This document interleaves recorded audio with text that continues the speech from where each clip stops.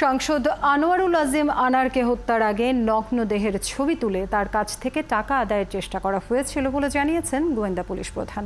তিনি জানান, এর আগেও দুবার তাকে খুনের পরিকল্পনা করা হয়েছিল। গ্রেফতারকৃত আসামিরা রিমান্ডে গোয়েন্দাদের এমন চাঞ্চল্যকর তথ্য দিয়েছেন। এদিকে মামলা তদন্তে ডিবি প্রধান হারুনুর রশিদের নেতৃত্বে গোয়েন্দাদের একটি দল ভারত যাচ্ছে। মহিম মিজানের রিপোর্ট। শনিবার সকাল থেকেই ঘাতক জিহাদকে সঙ্গে নিয়ে আনোয়ারুল আজিম এমপির মৃতদেহ খুঁজে পেতে দফায় দফায় অভিযান চালিয়েছে কলকাতার গোয়েন্দারা। নগদে ৫০০ টাকা বা তার বেশি পেমেন্টে পেতে পারেন ঢাকায় জমিসহ ২০ কোটি টাকার পুরস্কার। কৃষ্ণমাটি এলাকার জিরানগাছা বাগজোলা খালের পানিতে নামানো হয় কলকাতার পুলিশের দুর্যোগ মোকাবেলা বাহিনীর সদস্যদের। তারপরেও লাশের কোনো অস্তিত্ব এখনও খুঁজে পাওয়া যায়নি। ঝিনাইদহ ৪ আসনের এমপি আনার হত্যাকাণ্ডে জড়িত ৩ আসামিকে ৮ দিনের রিমান্ডে নেয়ার পর জিজ্ঞাসাবাদের প্রথম দিনই চাঞ্চল্যকর তথ্য দিয়েছে বলে দাবি করে ডিবি প্রধান।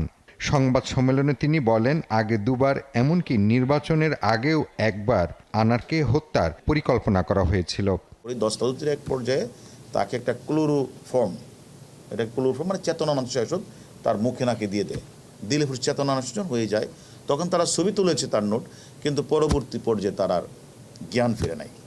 তখন তারা আর তাদের যে ওই 2 দিনের প্ল্যান সেটা বেঁচতে গেছে। তখন তারা তাদের যে পূর্ববর্তী প্ল্যানে চলে আসছে যে না। গোয়েন্দারা বলছে, হত্যার আগেই সংসদ সদস্যের নুট ছবি তুলে টাকা হাতানোর পরিকল্পনা ছিল হত্যাকারীদের। তবে ঠিক কী কারণে আনারকে হত্যা করা হয়েছে তা এখনও নিশ্চিত নয় গোয়েন্দারা। তাকে প্রথম কিন্তু তারা হত্যাটা করবে না।